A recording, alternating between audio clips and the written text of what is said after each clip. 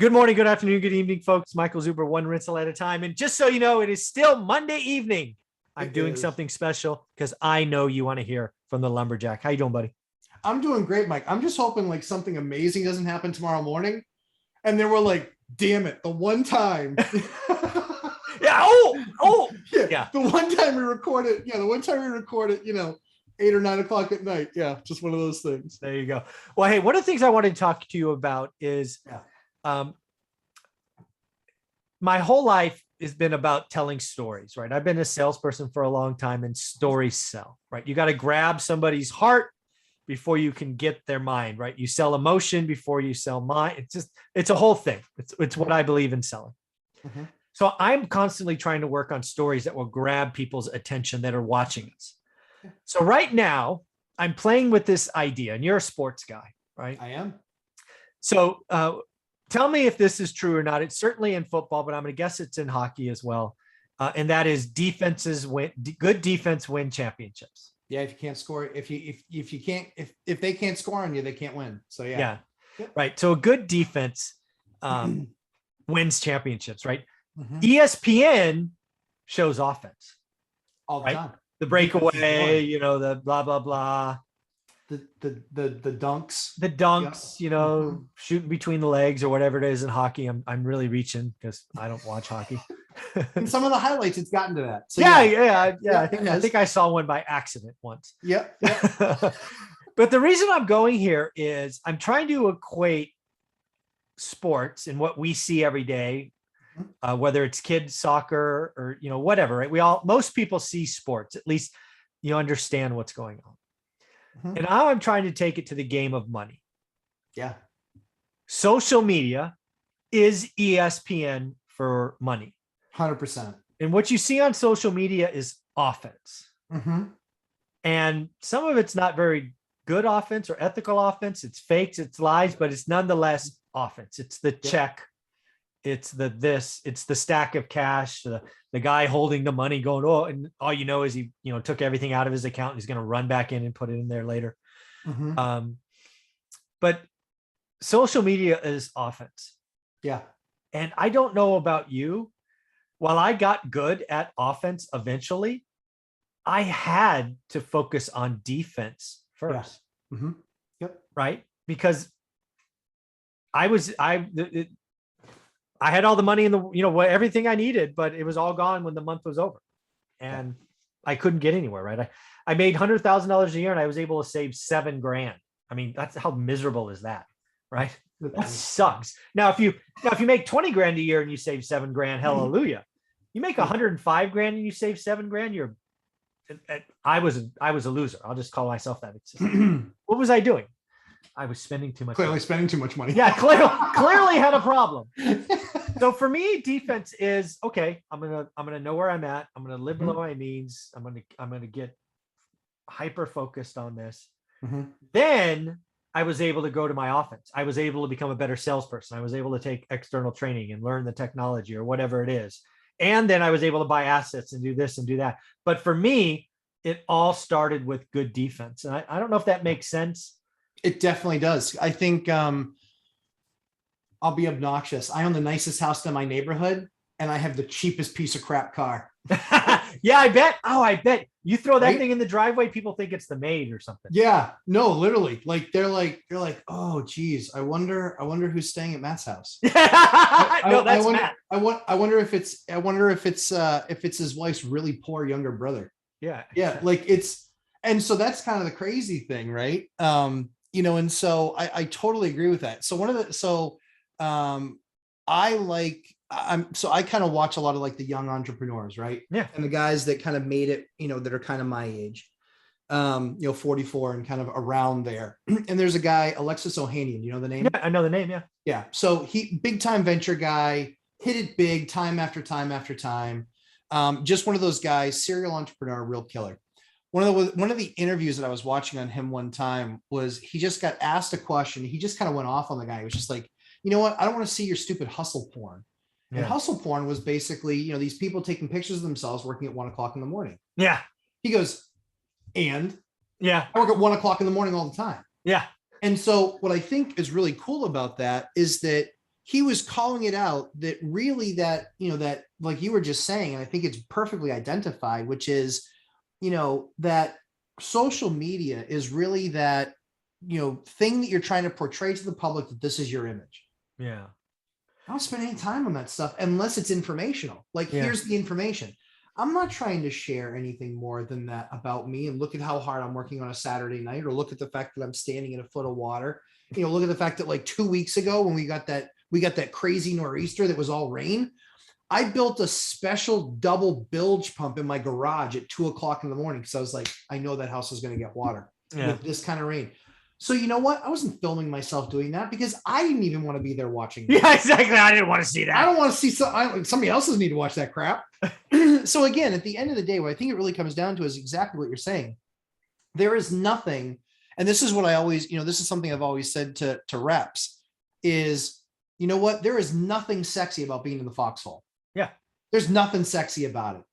You know what? You have that one moment of sexy when you're walking up to the board and you're putting that number on the board. Mm-hmm. And a lot of times, Mike, and you know this, that biggest life crusher, like just killer deal that you get happens the day of the quarter close or year close. It's posted for one freaking day. One day that number's up there. Oh, no, I can't tell you how many times I've gone home. Like, again, the end of the year is fantastic, right? Yeah. I'm driving home into the year. 95% of the deals came in that I expected. A couple slipped, but they were the small ones. Who cares? Blah, blah, blah. That's right. Yep. I go, damn, I just made X. Yes. Right. Because I don't know about you, but I'm doing the math on the way home. Right. Yeah. That's why I do this thing. Right. Hell yeah. And then by the time I wake up the next morning, I'm at zero. Like Zero. Every other freaking guy on the board. It didn't matter if I did 120%, 220% or 30%. I am at zero again. Yeah. That is the life. That's right. My best percentage of quota attainment was 547%. That was my best year, 547%. And I hit that 547 on December 31st, 2002. 2003, Jan 1, you are at zero. And you know what was really the worst part, Mike? This just shows how broken we are. Yeah. I literally was doing all the numbers in my head. How much money I'm going to make? Holy crap, that's going to be a massive commission check. I can't believe it. This is totally awesome. That's my best number ever. And literally before I got home, the zero thought came into my head and I was like, I cannot enjoy anything. Yeah. I give myself to the next morning. Totally broken. Yeah. Broken. Yeah. But to your point, Mike, this is exactly it, which is, forget the flexing online, forget the flex in the car that you're driving. You know what? When I show up at a job site, every single contractor is driving a nicer truck than me. And you know what? They're all there doing my job, working on my job. Yeah. And so that's what I care about. I care about creating something. And at the end of the day, hopefully people think I'm nice. Hopefully people think I'm a good guy to work for. Hopefully, they enjoy the work that they do with me. All that stuff is hopeful. But one thing I just don't give two rips about is how successful they think I am. I just don't care. I don't care either. Yeah. I don't care. Yeah. As far as I'm concerned, this is golf for me. Yeah. It's golf. That's what I love most about you, me, and Dion, right? Is that we get together once a week and we talk about how well we shot that week at golf. Yeah, exactly. It was never against each other. We were in our own game. Right? We are in our own game against ourselves, and no one's as big of a jerk to us as we are. Exactly. And so it's just, I wish people would just get that, is that, I see these guys on Instagram and I see these guys all over the place and flexing, and I'm just like, who cares, bro? Yeah. And again, I got to, this offense defense thing it really resonates with me, whether it's basketball, soccer, or whatnot. I want you to now think about when you're watching maybe it's family, Christmas is coming. Yeah. Right? How many people are going to be flexing and they have no defense? If you have no defense, you're in trouble. You have to hope your employer wants to keep you coming back. And again, if we have a recession next year after, what you got? You got nothing to fall back on. If you have great defense, right, then you can play and experiment on your offense. Yes, you could take shots. you can take shots. That's a great idea. That great defense gives you the ability to take those shots, because the key is when you realize, right? Not like the current Celtics. When you realize that you suck at shooting threes, and your defense is bad too, you lose by 30, man. You lose by 30. That's what that looks like on life's scoreboard. You lose by 30. Yeah. But if your defense is like that of like, you know, it's funny because all those teams that were talked about, like, were the Pistons in the 90s this awesome offensive juggernaut? No, they were bullies. They beat the crap out of you every time you went down the lane. Bill Laimbeer and Dennis Rodman and all these guys, right? Yeah. So you just look at these great teams, or just like the Steel Curtain with the Steelers. Look at Terry Bradshaw's numbers as a quarterback. They suck. They're horrible. Look at Tom Brady, the first 3 Super Bowls that he won. It wasn't because of him. He sucked. They had to win on a field goal each time, and I think they scored like 23 was the most points. Not good. The teams that had this amazing defense, the Ravens, when they won with Trent Dilfer at quarterback. How about the Raiders and Tampa? Remember that number 1 offense, number 1 defense wasn't even close. Not even close. Not even close. That was an ass kicking in the half. Look like children. Yeah, I'm telling you, I totally love the idea that you come up with this offense and defense. I think that you have this fortified defense so you can take your shots. And then if you miss, you still can recover because you have an amazing defense. Yeah, that's the thing for me, right? Because there's a lot of people. I'm constantly I'm seeking information to see if we can get better, right? And a lot of people are just like, no, I'm going to score more, right? I am going to make more money. Yeah, dude. If you, I have made, again, I was lucky enough to work in a profession where every year somebody around me made $1 million. That's a lot of money. Most of them had no defense. Several of them were bankrupt by year 3. Let me tell you this. If you make $1 million and you're bankrupt, you're literally filing bankruptcy. The 3rd year, you have no defense. Yeah. You have no defense. Yep. That Get Your Money Right course, all of that we're doing, the budgeting that you brought to it. I keep telling people you got to work on it. Again, I get it. Defense is not sexy. I'm ugly. sorry. It's boring. Boring, ugly, trudging. But the other thing about defense is once you've got a good one, it sticks with you. You can go experiment on the offense. And oh, by the way, if you're good at defense first, your offense can go ham because you'll get the ball back. They can just keep going. You get the recycle money, the snowball that Dion. Oh man, this is really coming together. Yeah. Yeah. My defense is like my haircut. Extremely boring, nothing to talk about. Yeah. And quite frankly, barely functional. It's like, this is what it's about. It's about that unsexy, boring, plodding along. Like there was this one guy that I met, I can't remember his name, in his early 50s. He was driving this piece of crap green Dodge truck that had a rusted hole in the front right fender. And I remember because it would drive past me all the time. And I remember this guy. And then, I saw his house and his house was kind of run down. He probably overplayed the part just a little bit. But then I find out that he was doing I found out through somebody else that he was an investor in this massive construction project. And he funded the deal and he was their debt. Yeah, he was the guy. And I'm like, what do you mean he's your debt? They're like, yeah, it's like our $5 million of debt. I was like, $5 million? That guy has $5 million bucks. I would think if he had 50. I've seen him open up his wallet at the sub shop. He has like $9 and he doesn't carry a credit card. Like defense. Yeah. There was nothing sexy about that like 1983 Dodge Dakota green. It was ugly as and that guy still sticks with me this day. And I have no idea what ended up happening to him, but I can tell you he was $5 million debt on a deal. He was doing okay. He was just fine. Like, defense, man. Defense wins championships. Yeah. And again, the last thing I'm doing with this game is a lot of people I called it the game of money. I might call it the game of life. I'm still playing with it. But for a lot of people, myself totally included, for me, the scoreboard was always dollars.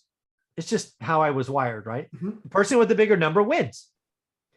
Now that I'm matured or gotten a slightly less type A, I'm trying to convert this to happiness, but happiness doesn't have a point, doesn't have a scale. I'm not sure if I can convert it from dollars to happiness, but I certainly can't help you convert it. but I guess where I'm trying to go to is if you can live on, let's say for example, $3,000 cash flow. Yeah. And you're 28, you've done the 4-3-2-1 that you talk about, the cheat code to wealth. You're now living in a house and you have $2,000 a month extra, which is your cash flow, and you're good. Let's just pretend that's it. So for whatever reason, that's basically $24,000 a year, right? 2 times 12, and you're good. Now, if you're me, you get $2,000 a month, you're still working, because I live in a crazy expensive part of the world and my wife likes nice stuff and blah, blah, blah. But again, some people can survive on 2. Yeah, sure. But let's just say I was at 6 and halfway through. The guy at 2 is in the game I'm playing in my mind has already won. Right? Because he's going to, I don't know. I'm just trying to play with this. I don't know what it is. I mean, I think so. If you never bought another property again, you'd probably be plenty happy. Oh, for sure. Yeah. I'm the same way. Okay. I think we get asked a lot, when do you stop? I mean, I think you know what? I think I'm going to compare myself to Michael Jordan. Okay. I think you finally just stop playing the game when the game passes you by and you can't play it at that elite level anymore. Yeah. So I've been asked this a long time, or lots of times. Sure. And my best answer, the one that feels good, is the day I get told myself or my wife gets a health notice that we only have a couple of years left. I will not look at another piece of real estate. I will stop looking at my market. Yeah. Right. If I got told some horrific thing that, Michael, you've got X, Y, or Z, you've got anything less than 5 years, I'm going to party like it's freaking, I won't look at real estate anymore. That's my best answer. Because otherwise, I mean, I might not be as aggressive, but a duplex, quad, apartment runs across my path, I'll shoot it, take it out. But yeah, that's my answer to that question. When do you stop? When I have other priorities. Yeah, I mean, I think it's, because I think that, I always teach, what I was always taught growing up was you be a good steward of your good talents and abilities. Yeah, exactly. And the things that you work hard to attain, not just the objects, not just the things, but the knowledge and the skills that you work hard to attain, they're not just for you, they're for others as well. I agree. Yeah. And it's there to teach. And that's what we do, kind of on a weekly basis, multiple times. But yeah, I mean, I think that we both did this because we needed another outlet other than just winning ourselves. Right. Oh yeah, for sure. Like, yeah, I get zero excitement doing another deal for ourselves. Yeah. I get an email that I got to send one of these cards out. Yeah. I get some juice. Yeah. Yep. I get it. Yeah. I think just more prove we're broken. But yes, we are warped individuals. But yeah, but I think, you get to that point where, we've been super blessed. We've worked hard. We've won enough. We've won plenty. We know how to win the game. So we still win. And even when we don't get a deal, we still win because we didn't get it at the number that we wanted. Yeah, it makes it. Yeah, I don't chase. I don't. Yeah, you want a bidding war? I'm not your guy. Exactly. Not playing. If I know you, I might bid you up because I'm that kind of guy. I might. What's really good is I did get somebody that didn't know that I got them. I got them, and I got them about 20 grand. You're that guy. They were being difficult. They did it to me on another one, and I was like, you know what? I'm gonna get you. You won't know when, but I'll get you. But yeah, I think that's what's really, I think that's what's really fun about what we do, and why we'll probably have a really super long career at it. I mean, honest to God, like your daughter is gonna be like, oh, Dad, like 400 properties, really? Like, really? Yeah. Seriously? If you get hit by a bus at 95 and she's like, yeah, he wanted to sell or finance all of them or whatever. Yeah, exactly. Like, they're all on notes. They're on 30-year notes. Yeah. Yeah. And she's like, I'm going to have to sit in that accountant's office and that lawyer's office for a week. Yeah, exactly. All this stuff. It's more than stuff notarized. Lifetimes. She'll be Yeah. fine. Yeah, she'll find a way to get over it. Yeah, she'll be But- okay. But that's kind of the crazy thing, right? Like Dan and I talked about it, and the reason we have our stuff in a trust is because we want to build that generational wealth for our kids. Yeah. And they're going to be in the business. Period. End of story. They don't have to spend their life career in it, but up until they're 18, 19, or they're going to college and they're coming home, they're working in the business because they will know those skills. Yeah. That's awesome. But yeah, that's what I think about. And I think that, there's never a better opportunity. Like you always say, you don't really die until people have forgotten you. Yep. And I think that, there's going to be a lot. I mean, holy crap, Mike, by that time, you'll probably have hit your 1 millionth video on YouTube. Yeah, we're at 5,000 now. I just saw somewhere 5,099 or something. 5 a day, baby. 5 a day, whether I like it or not. You'll be at 1 million. Mike's celebrating his 1 millionth video. It may happen. Yeah. It's gonna happen. But yeah, this is why this is fun. But I agree with you. I think there has to be something sexy about that. The defense, having that best defense. That's what's going to win you championships. We got to get people thinking about playing. And again, I can't stress it enough. Defense first. If you're only out there running around trying to score more, you're going to lose. You probably should do a segment in your course where it's like you have to make people answer 10 questions. And if they can't answer all 10 of those questions, say you got to go back to step 1. Yeah, go back to step 1. You got to start over. You need to go revisit episode 2 one more time. I was so crap at those choose your own adventures. I was like, that's I can never get out. Yeah, exactly. I was like, this sucks. Every book I read is like six pages. I always pick the wrong one. I'm always too risky. I'm always picking the wrong one. I'm dying. I'm dead again. Exactly. How many times you got to go to page 27? I was like, this book sucks. Oh, this is so much fun. So again, ab exercise for me this evening. Thank you very much. Where can people find you? Lumberjack Landlord on YouTube at 11:30 a.m. Eastern time this Sunday. 3 hours, real estate palooza, your questions, my answers, and obviously awesome experts like Mike himself also make appearances and then get a good laugh about the way that I answer some things. I will say you're very thorough. I was very impressed. Oh, thanks. Yeah. Well, Mike, 3 hours, I gotta be thorough. Yeah, I was gonna say. Yeah, I'm like, I can't use the excuse of I've only got an hour, guys, so it's got to be quick. I've only got 3 hours, so you're gonna get a chapter and verse. No, it was well done. It was well done. Appreciate that. It was a lot of fun. Well, enjoy your evening. Have some fun. These will be up probably tomorrow at 9, noon, and 2. Awesome. Appreciate you. Take care. Take care. Bye. Where am I? Stop.